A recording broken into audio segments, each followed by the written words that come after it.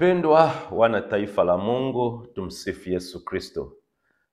Niwakaribisheni tena kwa mwendelezo wa tafakari zetu katika chaneli yetu ya Injili ya Furaha, lakini kupitia vyombo vingine vya habari, televisheni pamoja na redio zetu, ambazo kupitia hivyo vyombo tunapata ujumbe huu.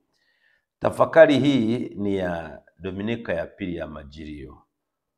Tunafahamu kwamba tangu Jumapili iliyopita tumeanza kipindi cha Majilio na takriban wiki moja imepita.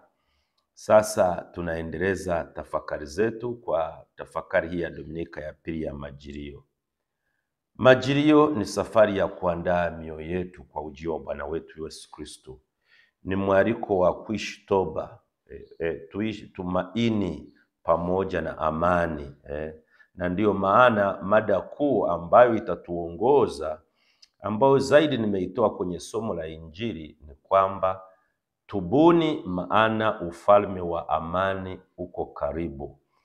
Au vinginevyo tunaweza tukasema tubuni, maana mfalme wa amani yuko karibu. Na ndiyo maana Mtakatifu Agustino katika muktadha huo wa kutubu anasema hivi, anatukumbusha, anasema kwamba Bwana anayekuja anataka kuja kwako. Usirudie kumpinga yule uliyeahidi kumngojea. Unakumbuka tulipobatizwa tuliweka ahadi zetu za ubatizo, kumkataa shetani na mambo yake yote. Sasa iweje sasa hivi anataka kuja, na kimsingi anakuja mara kwa mara katika maisha yetu, alafu tumpinge? Kumbe ni mwaliko wa toba. Dominika ya pili kutoka Injili kabisa, msisitizo mkubwa ni mwaliko wa toba. Kumbe kwa misingi wapendwa, ndugu zangu, tuvunje ukuta wa vizingiti vya ndani, vile vitu ambavyo vinatufanya tusimruhusu Yesu, vile vikwazo mbalimbali ambavyo tumejiwekea, tabia ambazo pengine si nzuri, ili Kristo apate makao ndani mwetu. Somo la kwanza linatoka katika kitabu cha Nabii Isaya sura ya 11 aya ya kwanza mpaka ya 10. Nisome maneno machache hapa. Siku ile litatoka chipukizi katika shina la Yese, na tawi litakalotoka katika mizizi yake litazaa matunda. Na Roho wa Bwana atakaa juu yake, roho ya hekima na ufahamu, roho ya shauri na uweza, roho ya maarifa na ya kumcha Bwana, na furaha yake itakuwa katika kumcha Bwana. Wala hata hukumu kwa kuyafuata yonayo macho yake, wala hata onya kwa kuyafuata yasikiayo katika masikio yake, bali kwa haki atawahukumu maskini, na kadhalika na kadhalika. Nikuombe somo hilo uendelee kulisoma. Kwa tunaona kwamba katika somo hili kwa ufupi kwamba Isaya anaona Masiha ambaye atatoka kwenye ukoo wa Yese. Naye huyo Masiha atajazwa Roho Mtakatifu, Roho wa Bwana, na kuleta katika dunia mpya haki na amani. Tumesikia hata hukumu kwa kusikia tu au kwa kuangalia tu, hata hukumu kwa haki. Mara ambapo uhasama utafutwa na unafutwa kweli, na uumbaji wote unaishi kwa upendo. Nabii Isaya anatufundisha kwamba Masiha ataleta amani kati ya mataifa yote duniani, na watu wote watamjali Mungu. Lakini bado naona mimi na wewe bado hatujamjali Mungu inavyotakiwa. Ndiyo maana mwaliko huu wa toba unakuja kwetu katika kipindi hiki, Dominika hii ya pili ya Majilio, kusudi tuendelee kujitafakari na kubadilika. Pengine mambo machache tu kama mawili ambayo tunajifunza katika somo hili. La kwanza, Kristo ndiyo chanzo cha ulimwengu mpya. Yeye anakuja kutengeneza kilichoharibika katika moyo wako, katika familia yako na katika jamii. Na mambo mengi yanaharibika pale tunapotembea kinyume na mapenzi ya Mwenyezi Mungu, pale tunapomkimbia Bwana na kutenda dhambi, pale tunapokuwa na mahusiano ambayo si mazuri na wenzetu pamoja na Mwenyezi Mungu. Hapo sasa tunakuwa tumeharibu. Na Kristo sasa ndiye anakuja ambaye ni mfalme wa amani, anataka tufanye toba na hasa katika kipindi cha Majilio, kusudi tuweze kuwa watu wa ulimwengu mpya ambao unaletwa na Bwana wetu Yesu Kristo. Lakini kitu cha pili ni kwamba amani ya kweli inaanza moyoni, si nje. Tukiacha chuki, fitina na kisasi, tunaruhusu amani ya Kristo kutawala. Nishawahi kumsikia bwana mmoja anasema, bwana, mimi yule sitamsamehe hata tufanyeje, namchukia kabisa mpaka kwenye mifupa yake. Sasa ni vitu ambavyo tunaviweka moyoni mwetu, si vizuri. Tunapokuwa na chuki kama hizo zinatufanya Yesu asiingie ndani mwetu. Kipindi kama cha Majilio ndicho cha kuachilia mambo yote aliyoyataja: chuki, fitina na kisasi, na kuruhusu amani ya Kristo kutawala. Ndiyo maana Mtakatifu Yohane Chrysostom, baba wa kanisa, anatukumbusha na nukuu, amani ya Kristo inapoingia moyoni, chuki hufifia na mahali pake huonekana upendo. Narudia, amani ya Kristo inapoingia moyoni, chuki hufifia na mahali pake huonekana upendo wa Kristo. Kwa unaona, tunapotoa yale mabaya, hisia mbaya, fikra mbaya, Kristo tunampatia nafasi. Kwa tumruhusu apate nafasi katika maisha yetu, na hasa katika kipindi hiki cha Majilio. Kumbe Kristo anakuja kutengeneza yaliyoharibika ndani mwetu, na amani ya kweli inaanzia moyoni mwetu. Ndiyo maana vile vile kama tulivyosikia, amani ya Kristo inapoingia moyoni, chuki hufifia, kadri ya Mtakatifu Yohane Chrysostom. Somo la pili linatoka Warumi, waraka wa Mtume Paulo kwa Warumi, sura ya 15 aya ya 4 mpaka ya 9. Tunasoma kwamba nyakati zile, wakati Paulo anaandika barua hii kwa Warumi, kulizuka ugomvi kati ya Wakristo Warumi, Wayahudi na wengine waliokuwa kwanza wapagani. Paulo anawaonya, anasema wasiharibu amani iliyoletwa na Yesu, hivi watakiane umoja na kumtukuza Mungu.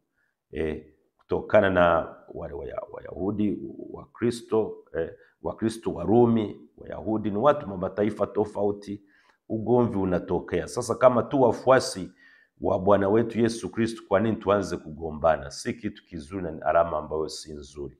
Na pengine hata sisi kwenye jamii zetu vitu vya namna hiyo vinaweza vikatokea. Kwa hiyo tuwe makini katika hivyo. Kumbe Paulo anasema kwamba anachotufundisha ni kwamba tumaini na umoja, kuwa na matumaini, kuwa na umoja bila kujali rangi zetu, makabila yetu, ni msingi wa kusubiri ujio wa Bwana wetu Yesu Kristo. Tuwe kitu kimoja, tusianze kuwa na tofauti za hapa na pale ambazo si za msingi, na tumkimbilie kwa utulivu, tukipendana pia. Ndiyo maana Paulo anawakumbusha Wakristo kuwa Kristo amekuja kwa wote bila ubaguzi, Wayahudi na watu wa mataifa.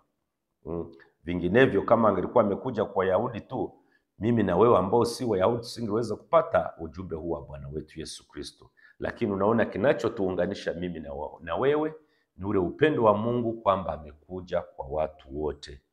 Kumbe haya maandiko yanatupa uvumilivu na tumaini. Tunaitwa kupokeana kama Kristo alivyotupokea sisi, makabila yote, rangi zote, lakini vile vile kwa mapendo, pamoja kwamba na mapungufu mengi tuliyokuwa nayo. Kumbe tunachojifunza kutokana na somo hili, kipindi hasa cha Majilio, ni kwamba tuwe watu wa tumaini. Tunatazama mbele tukiamini kwamba Mungu hutimiza ahadi yake. Kristo yu karibu, atakuja, na tutunze hilo tumaini. Lakini namba 2, tuwe na umoja. Tusubiri kama ndugu wa moja, na Majilio ni muda wa kusamehe na kujenga daraja za upendo bila magomvi na kadhalika. Tujenge daraja badala ya kujenga kuta au zile daraja zilizopo kuzivunja. Na ndiyo maana baba wa kanisa Mtakatifu Irenaeus wa Lyons aliwahi kusema kwamba, na nukuu, kwake Kristo vitu vyote vilivyotengana vinaunganishwa tena. Kama tunamwamini Kristo, vitu vyote vilivyokuwa vinatutenganisha kama ni wafuasi wa Bwana wetu Yesu Kristo wazuri, basi vyote vinakuwa vinaunganishwa tena. Kwa hiyo tujenge maisha ya tumaini, tujenge umoja na mapendo katika maisha yetu. Injili inayotuongoza kwenye Dominika hii ya pili ya Majilio ni Injili ya Mathayo sura ya 3 aya ya 1 mpaka ya 12, ambapo Yohane mistari ya kwanza kabisa ya sura ya 3 anasitizia toba. Nisome tu mistari michache ya mwanzo. Siku zile aliondokea Yohane Mbatizaji akihubiri katika nyika ya Uyahudi na kusema, tubuni kwa maana ufalme wa mbinguni umekaribia. Tubuni kwa maana ufalme wa mbinguni umekaribia. Nimeona nibaki kwenye mstari huo, ila na kuomba unaweza ukasoma mpaka mstari wa 12 kadri ya maelekezo ya somo hili, lakini mimi nataka nibaki hapa kwa sababu naona ni mstari wa mwanzo wa muhimu na kitu cha muhimu, kama nilivyosema tangu mwanzo kwamba toba itawale katika tafakari hii. Kutubu kimsingi si maneno tu, bali matendo ya kubadilika katika maisha yetu katika ujumla wake. Ni kuzaa matunda yanayolingana na toba ulioifanya. Na katika muktadha wa kanisa Katoliki, kutubu, ile neno metanoia tunasema, maana yake si kuhisi tu huzuni kwa dhambi nilizozitenda tu, bali ni kufanya mambo yafuatayo. Cha kwanza, mabadiliko ya moyo na maisha. Mabadiliko ya moyo na maisha ni kugeuka kutoka katika dhambi na kumrudia Mungu kwa mapenzi ya kweli. Na hii inagusa vitu vifuatavyo. Kwanza, fikra, namna unavyofikiri, kwa sababu tunavyofikiri ndani ya mioyo yetu, ndani ya akili yetu, ndio inayokuja kutupelekea kufanya matendo fulani. Kwa hiyo tusipobadili namna ya kufikiri, basi inakuwa ni hatari sana. Juzi hapa nilikuwa nasikiliza mahojiano ya wanahabari waliokuwa ndani ya ndege kutoka Lebanoni, na Baba Mtakatifu Leo wa 14 alikuwa juzi kati hapa amefanya ziara kati ya nchi ya Uturuki pamoja na Lebanoni. Sasa wakati wanarudi kwenye ndege, wanaandishi wanamhoji maswali. Mwandishi mmoja akamuuliza, Baba Mtakatifu, tuambie angalau kitabu kimoja ambacho tukikisoma tunaweza tukamjua Prevost ni nani. Prevost of course ni jina lake, ili amechukua la Leo wa 14 baada ya kuwa Baba Mtakatifu. Kwa maneno mengine walikuwa namuuliza, tuambie ni kitabu gani ambacho tukikisoma tunaweza tukafahamu wewe ni nani. Baba Mtakatifu alijibu vizuri na nilifurahi. Akasema, kama mnataka, tafuta kitabu kinachoitwa The Practice of the Presence of God, kilichoandikwa na Brother Lawrence, au kwa Kiswahili tunaweza tukakitafsiri jina la kitabu hicho kama Kujizoeza kuishi katika uwepo wa Mungu. Ni kitabu cha karne ya 17 hicho. Huyu Brother Lawrence alikuwa mlei katika shirika la Wakarmeli, lakini mtakatifu. Huyu Brother Lawrence anasema kwamba kuishi kila wakati katika utambuzi wa uwepo wa Mungu katika mambo makubwa na madogo ya kila siku ni kitu cha muhimu sana. Anasema hivi, yani kila tendo lolote hata dogo sana likifanywa kwa mapenzi, kwa sifa na utukufu wa Mungu, hilo tendo linakuwa ni sala. Maana yake mtu kwa mfano anapofanya kazi yote kama kupika, yeye alikuwa ni mpishi pia, kufagia, hata kupumzika, hata katika matatizo yako, yote hayo kuyapokea na kuyafanya kwa sifa na utukufu wa Mungu, basi kuna kuwepo na uwepo wa Mungu, na hiyo ni sala. Nilipenda haya mazungumzo kati ya Baba Mtakatifu na waandishi wa habari, na nilipokuwa nafanya tafakari hii ikanikumbusha kitu cha namna hiyo. Kumbe kadri ya Mtakatifu Lawrence, huyu brother hakuna maeneo ambayo ni matakatifu tu, kwamba haya tu ni matakatifu tu, ila anasema kwamba kila mahali penye nafsi inayompenda Mungu, hapo pia ni hekalu la Mungu. Kwa hiyo aliamini kuwa hakuna umbali kati ya Mungu na mtu anayemtafuta Mungu kwa uaminifu. Kwa ninachotaka kusema, toba ni fikra. Mtu ambaye anaanza kufikiri hivyo, kwa mfano anabadilika, anajitahidi kile anachofanya ni kwa sifa na utukufu wa Mungu, anamsalimia mwenzake vizuri kwa mapendo ya kweli, kazi anayoifanya, utume anaoufanya anaweka mikononi mwa Bwana, anapata faraja kubwa sana yeye mwenyewe, lakini na baraka kutoka kwa Mwenyezi Mungu. Majuzi hapa nilikuwa naongea na padri mmoja, alibaki peke yake parokiani. Kwa alifanya kazi nyingi sana. Misa za asubuhi moja akafanya, mchana akafanya, kwenye saa 4 asubuhi akaenda kwa wagonjwa, jioni kuna kuabudu, mambo mengi alifanya. Alisema siku hiyo nilichoka sana. Sasa nikamwambia, nikasema kwamba kama yote hayo umeyafanya kwa moyo kabisa, radhi, kwa mapendo, kwamba nafanya kazi ya Mungu na ni kwa sifa na utukufu wa Mungu, utakuwa umepata faraja wewe kwanza. Lakini kitu cha msingi sio faraja, umepata neema na baraka kutoka kwa Mungu. Lakini kasema kama ulienda kwa wagonjwa unalalamika, mimi mapadri wengine wameniachia shughuli hizi, kila kitu nafanya mimi, unatoa huduma kwa mgonjwa. Mgonjwa anaweza atapata huduma ya kimungu, neema na baraka zinazotokana na sakramenti labda unayompa, kama ni maungamo, kumpaka mafuta au kumkomunisha. Ila wewe kama unalalamika, kupata chochote. Lakini nashukuru, alisema yote aliyafanya kwa sifa na utukufu wa Mungu. Kwa hiyo wapendwa, kubadilika hapa ni kitu cha muhimu inapokuja swala la toba. Kwa hiyo fikra ni kitu ambacho ni cha muhimu sana. Hisia, tunavyohisi wengine, mfano tunavyohisi kuhusu dhambi fulani. Kuna dhambi fulani unaweza kuwa unajisikia comfortable kufanya na kadhalika.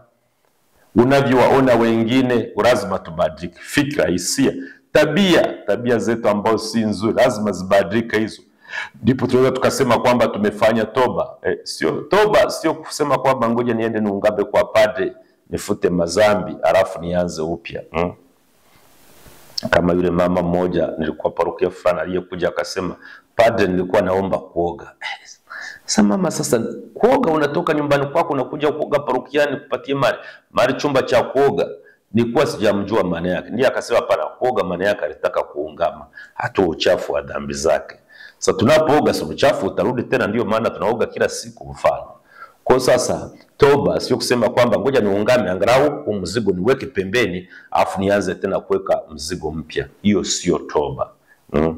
Kwa ni kuacha dhambi kabisa. Fikra, hisia zetu, tabia na maamuzi kwamba nataka kubaki kwa Mwenyezi Mungu. Kumbe unapotenda dhambi iwe ni kama ajali. Usianze tena kupanga kutenda dhambi. Dhambi inabidi iwe kama ajali, itokee kwa kutokea tu. Kwa hiyo kutubu ni kugeuka kutoka dhambi na kumwelekea Bwana Yesu. Lakini kitu cha pili, inabidi kukiri dhambi mbele ya Mungu na kwa unyenyekevu tukubali makosa yetu bila kujitetea wala kusukuma lawama kwa wengine. Usianze kusema kwamba unajua mimi nafanya dhambi ili kwa sababu ile alinisababishia. Nilimtukana mtu kwa sababu yeye ndiye alianza kunitukana. Sasa unapoungama hapo uwezi kuanza kujitetea namna hiyo. Au nakunywa pombe kwa sababu natenda dhambi, na kunywa pombe mpaka stunzi familia yangu ni kwa sababu marafiki zangu ndio wananipeleka huko. Kubali kwamba hiyo dhambi umetenda wewe mwenyewe.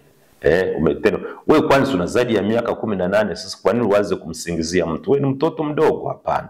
Kwa hiyo tuamini kwamba kukiri dhambi mbele ya Mungu kwa unyenyekevu.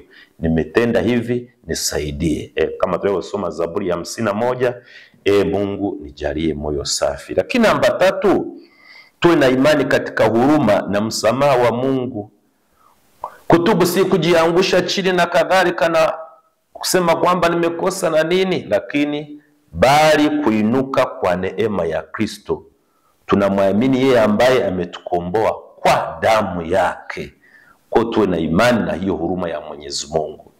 Lakini namba 4, tuoneshe matendo ya toba. Matendo ya toba ni nini? Kutenda mema baada ya maovu tuliyoyafanya au tuliyozoea kufanya.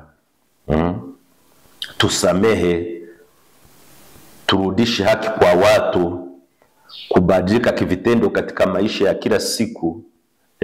Tunasoma Mathayo 3:8, zaeni matunda yanayolingana na toba. Lakini namba 5, kushiriki sakramenti ya upatanisho au kuungama. Mama Kanisa anatufundisha kuwa toba ya kweli inakamilika pale tunapokwenda kwa padre na kupokea msamaha wa Kristo kupitia sakramenti ya kitubio. Wanaokiri dhambi zao wataokolewa. Waraka wa kwanza wa Yohane sura ya 1 mstari wa 9. Sasa kuna watu nishawahi kukutana nao, ni wazi walikuwa aidha wamesahau au hawakupata mafundisho mazuri, kwamba eti yeye huwa anatubu pale padre tunapoanza misha, akasema tukiri dhambi zetu tupate kustahilishwa kuadhimisha mafumbo matakatifu na kuungamia Mungu Mwenyezi. Nanyi ndugu zangu, ile sala tunayotubu pale mwanzoni, yani asema pale ndio amemaliza dhambi zake.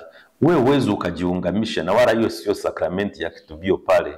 Hapana, lazima uende kwa padre kwa unyenyekevu, piga magoti baada ya kutafakari dhambi zako na kukiri kwamba nitapata huruma ya Mungu. Unaenda unatubu na Mungu anakuondolea dhambi zako kwa sakramenti ya kitubio kupitia huyo padre.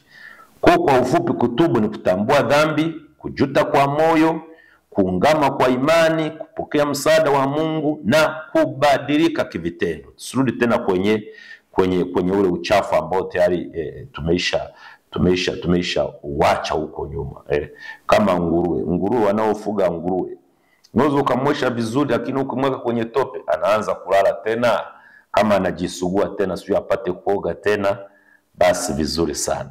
Kwa hiyo tunachojifunza kabisa ni kwamba tuachane kabisa na dhambi na tabia mbaya na kuandaa nyumba ya moyo kama makao ya Kristo. Mtakatifu Leo Mkuu anatufundisha kwamba kumpokea Kristo ni kuacha maisha ya kale na kuanza maisha mapya. Mtakatifu Leo Mkuu, kumpokea Kristo ni kuacha maisha ya kale na kuanza maisha mapya. Na Mtakatifu Gregori Mkuu na mwenyewe anasema kwamba tubuni kwa bidii ili Bwana awakute mmejiandaa. Tujitahidi sana wapendwa. Kumbe Yohane leo katika injili hii ni sauti inayolia ndani yetu, andaa njia ya Bwana. Majilio haya basi tujiulize, ni nini kinachonizuia amani ya Kristo ndani yangu? Ni kitu gani? Kwani Yesu asingie ndani mwangu? Ni kitu gani? Je, nipo tayari kuanza upya na Kristo? Je, ninamsubiri kweli kwa moyo wa toba? Kristo anakuja na roho wa hekima, nguvu na amani. Tumfungulie milango ya maisha yetu. Tutamatishe tafakari yetu tukijiweka mikononi mwa Bwana kwa kusali sala ifuatayo. Bwana wa amani, ujaye kwa maskini, tufanye viumbe wapya, tuangaze kama nyota. Njia ya moyo ifunguke, dhambi zote zifutike. Mafumbo yako yakamilike ndani mwetu, ufalme wako utawale sasa.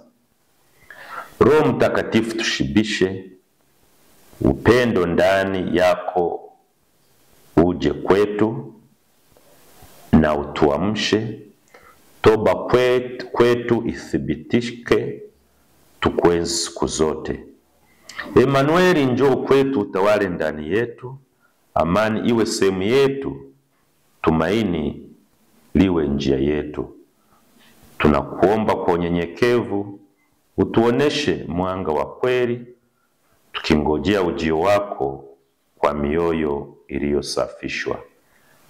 Niendelee kutakia kipindi chema cha Majilio. Tumsifu Yesu Kristo. Kwa mahitaji ya vifaa mbalimbali vya shule ya msingi na sekondari kama vile kalamu, daftari, vitabu vya mitaala mipya ya sayansi, biashara na sanaa, kamusi za Kiswahili na Kiingereza, vitabu vya riwaya, fasihi na tamthilia, bila kusahau vitabu maalum kwa ajili ya watoto wadogo kujifunzia. Usihangaike kwenda sehemu nyingine tofauti na TMP Bookshop. Hawa ni wauzaji wakongwe wa vitabu hapa manispaa ya Tabora. Aidha, ukifika TMP Bookshop utapata machapisho na vitabu kede wa kede vya dini, ikiwemo Biblia, misale, rejista za kipaimara, komunio, mazishi, ndoa, ubatizo na vingine vingi kulingana na mahitaji yako. Duka la TMP Bookshop linafunguliwa kila Jumatatu hadi Ijumaa kuanzia saa 2:30 hadi saa 11 jioni, na Jumamosi ni kuanzia saa 3 kamili asubuhi hadi saa 11 jioni. TMP Bookshop tunapatikana karibu na kiwanja cha Chipukizi mkabala na Mea Hotel. Usiwaze wala kuumiza kichwa. TMP Bookshop sisi ni wakongwe katika uuzaji wa vifaa vya mashuleni kwa bei nafuu kabisa kuliko wote mkoani Tabora. Kwa taarifa zaidi wasiliana na Sister Zawadi kwa simu nambari 0754039465. Karibu TMP Bookshop.